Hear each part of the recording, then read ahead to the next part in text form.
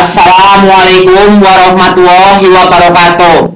Baiklah, sekarang kita akan belajar tentang uji moderasi dengan Smart PLS. Nah, ini contohnya ini. Pengaruh X1, X2 terhadap Y dengan Z sebagai variabel moderasi. Terserah ini, nama variabelnya mau Bapak Ibu kasih nama apa. Oke? Ini untuk mempermudah aja, X1, X2, X3 gitu aja dah. Nah, ini datanya ini. Nah, ini dirapikan dulu, persen-persennya dihilangin caranya.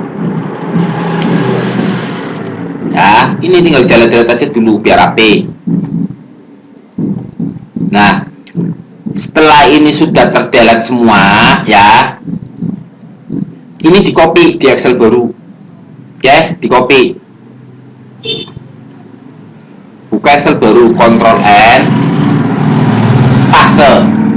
Terus simpan dalam bentuk form delimited. Caranya sheet-sheetnya itu dibuang biar satu aja. Nah, sheetnya tunggal ya. Save as biasa ini, save, terus simpen, misalkan disimpan di folder PSPP, terus Smart PLS, cari. Nah, ini moderasi, kasih nama aja moderasi contoh. Nah, ini namanya ini. Oke. Kalau seperti ini nyimpennya masih dalam bentuk Word Excel biasa. Untuk nyimpen dalam bentuk CSV, caranya klik Save As ya. Nah, ini nih. Ini Excel workbook-nya diganti dengan CSV on delimited. Nah, ini. Terus klik Save. Klik Yes, dah, lalu close, nggak apa-apa, udah close aja udah. Terus setelah ini buka PLS. Nah, ini PLS sudah, ini udah dibuka. Terus caranya klik file, klik new project. Nah, ini kasih nama aja variabel moderasi, lalu klik OK. Nah, setelah itu ini udah ini variabel moderasi. Di double klik to import data, double klik. Oke. Klik tadi moderasi contoh ini, ya. Klik open, klik OK. Nah, udah ini. Klik ini. Nah, variabel moderasi muncul ini. Terus tarik ini, X1 ditarik. X1-nya ada berapa ini? X1 1 sampai X1 10 diblok semua, tarik sini. X2 sama, saya diklik ini X2 nya ya sampai akhir ini, shift klik X2.10 yang terakhir, tarik taruh sini. Ini udah dua, kecilin biar cantik. Sama kayak intervening dan lain-lain, kalau di posisi ininya masih sama. X3 lagi. Nah, tarik, taruhlah di sini. Nggak apa-apa. Terus Z-nya taruh di sini. Nah, taruh sini aja nggak apa. Terus ini Y-nya ini taruh di sini. Nah, setelah ini udah ya, dirapikan biar cantik, nggak apa-apa. Ini latennya, klik kanan. Nah, posisinya ke bawah kan biar pandangannya enak. Nah, kali gini kan enak. Begitu juga dengan moderasinya, nggak apa-apa, ini klik kanan, dibawahkan juga. Nah, dah, taruhlah udah seperti ini. Oke, ini di sebelah kanan kan nggak apa-apa, klik kanan, lalu ini kanan di kanan, alik indikator right. Nah, right itu maksudnya. Setelah itu ini kasih nama ini, laten variabel 1 kasih nama rename X1. Oke. Terus ini laten variabel 2 caranya sama, klik kanan, rename X2. Ini sama, klik kanan, rename X3. Oke. Ini Z ya Z, MM nggak masalah, ini kasih nama Z aja gitu, moderasi maksudnya. Terus ini Y, klik kanan Y. Oke. Nah, setelah udah dikasih nama semua, hubungkan, klik connect ya, X1 dihubungkan ke Y, terus X2 dihubungkan ke Y, X3 ke Y, lalu yang terakhir Z-nya ke Y. Nah, hijau kan?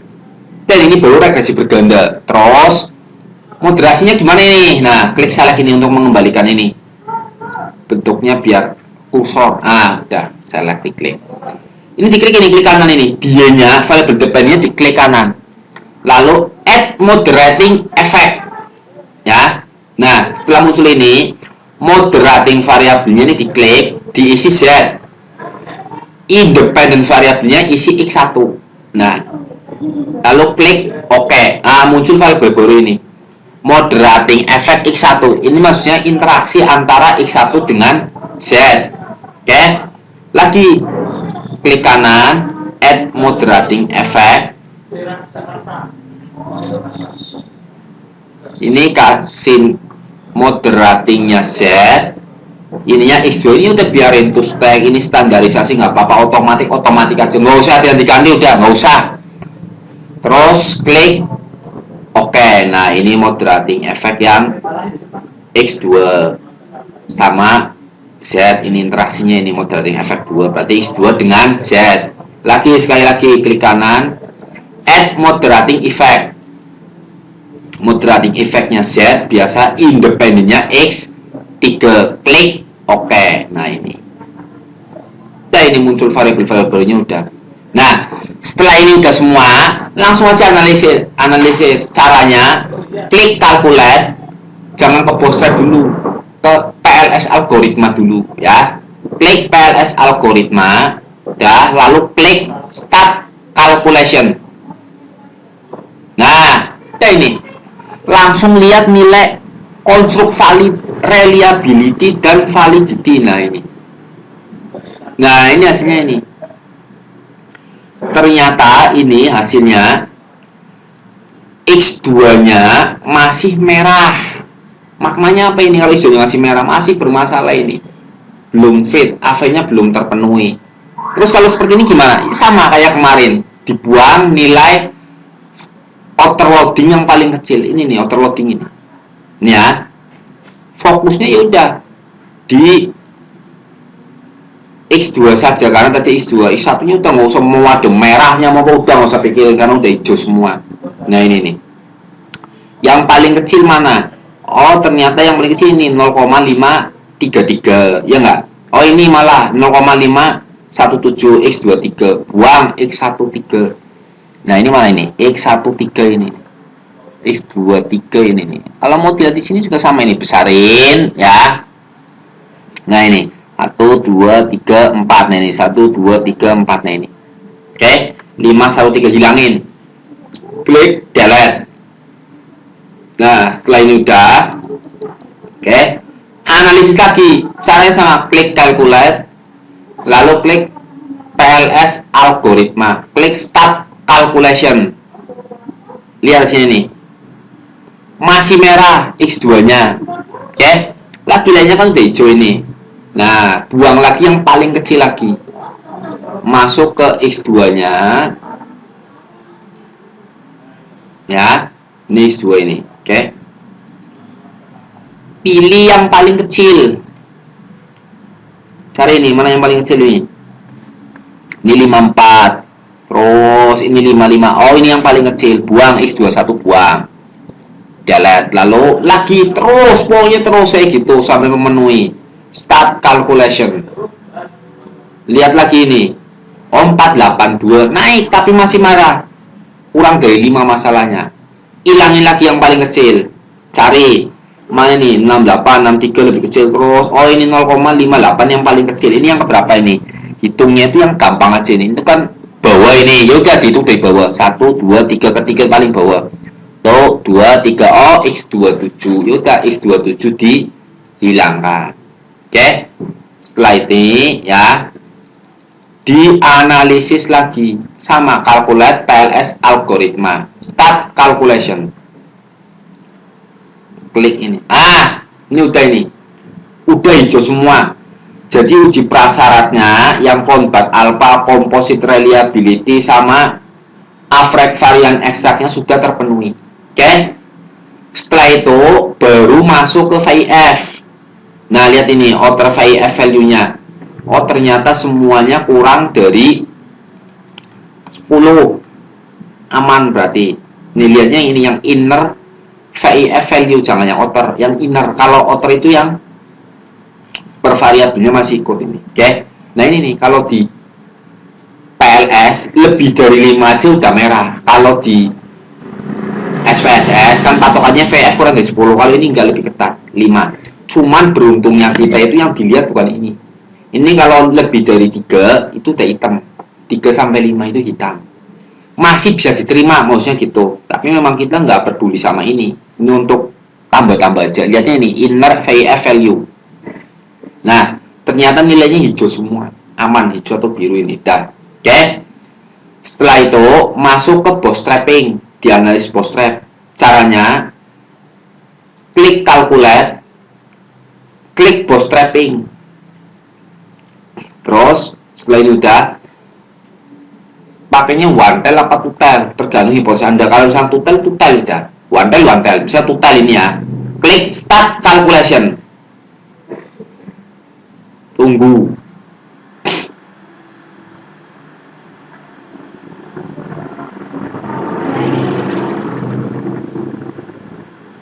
Nih, masih nunggu ini. Nanti akan diberitahu tentang jenis-jenis moderasi. Ada 4 moderasi itu.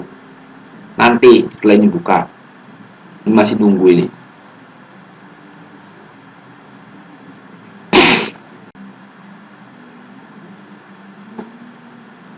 Nah, kayak ini. Nah, ini hasilnya ini. Oke.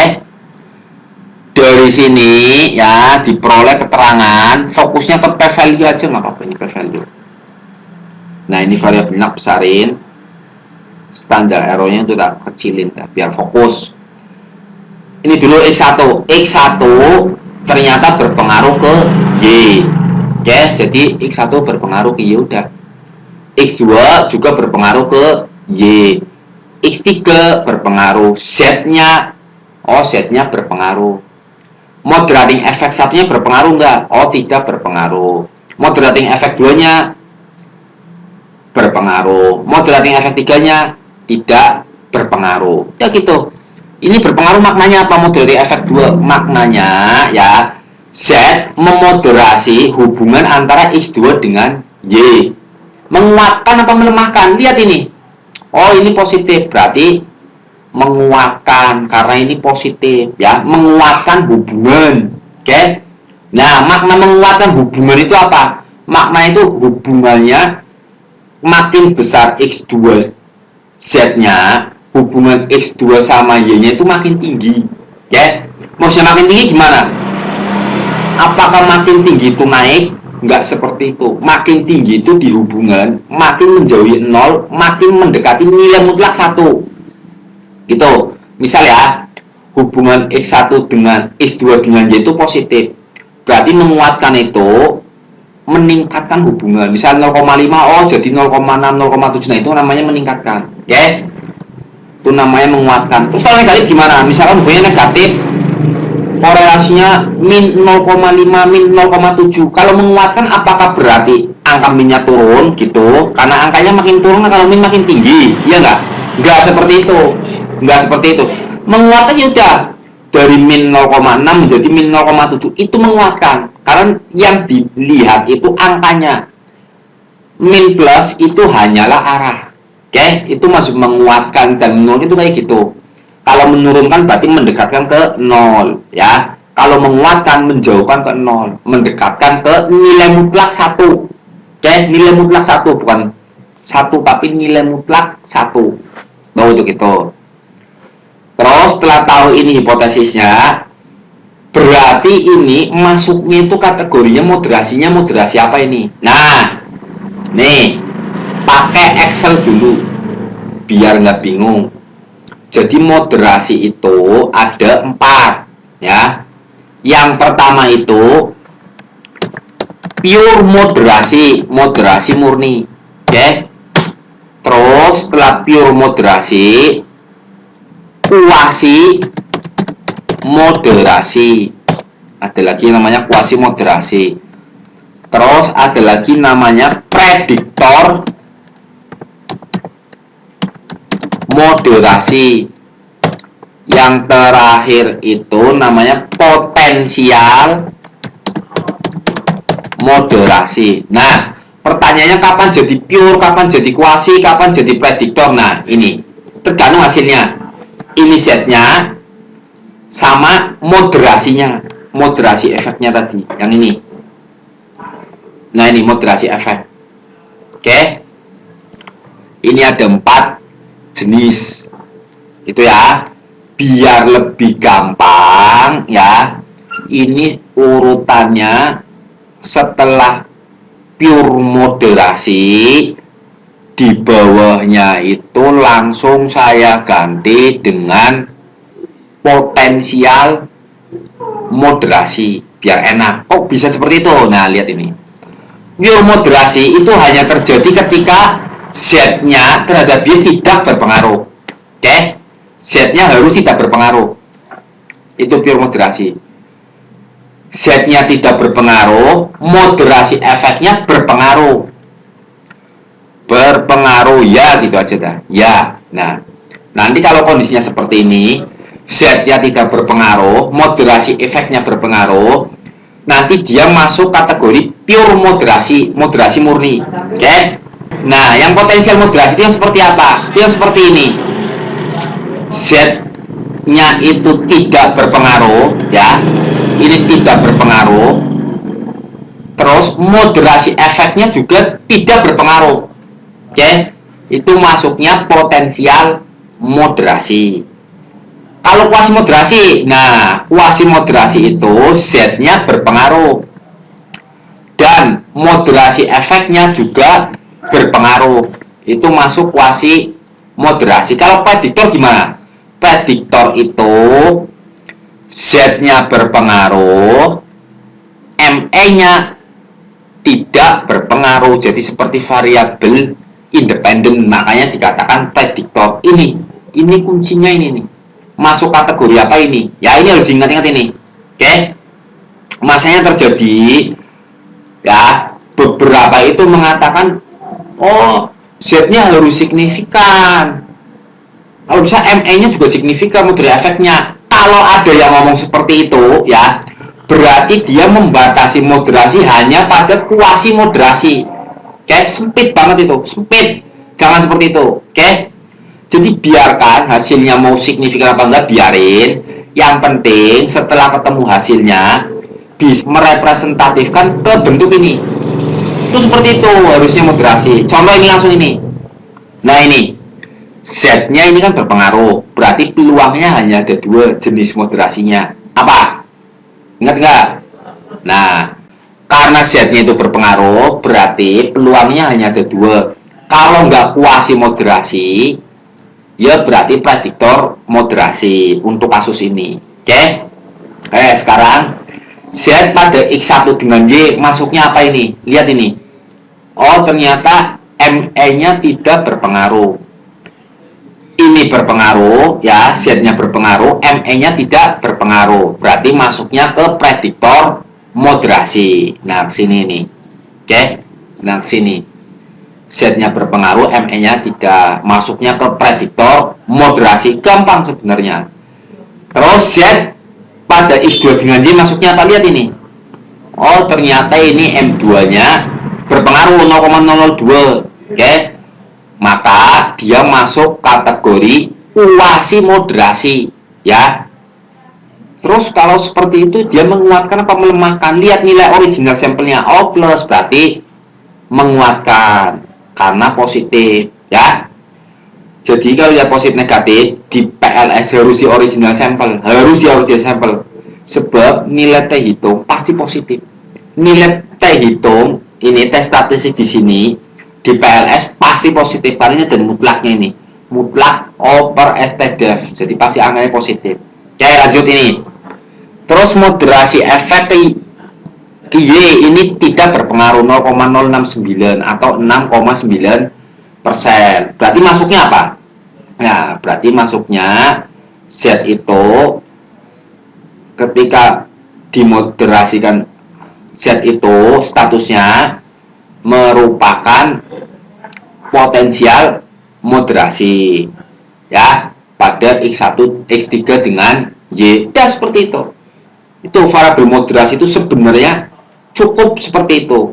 Terus setelah ini semua lihat besar pengaruhnya berapa persen. Ini lihat ini di R square, klik PLS algoritma ya, klik R square. Oh ini pengaruhnya 76,6%. Dah cuma kayak gitu. Terus setelah ini semua kalau mau nyimpen gambarnya ini besarin ya, dibesarin dulu, klik kanan lalu export as image file. Nah nanti jadinya seperti ini. Misalkan tadi ini disimpan di luar aja biar bukanya gampang nanti. Ini kan bootstrap tadi ya, gambar bootstrap. Nah ini tersimpan. Nah jadinya seperti ini kan bagus, bacanya enak. Kalau mau besarinnya tinggal besarin aja ini. Oke, nih. Nah. Oke, gitu ya. Saya rasa cukup ini pembelajaran variabel moderasi dengan Smart PLS. Sekian pembelajaran dari Muhammad Afifuddin. Akhir kata, wassalamualaikum warahmatullahi wabarakatuh.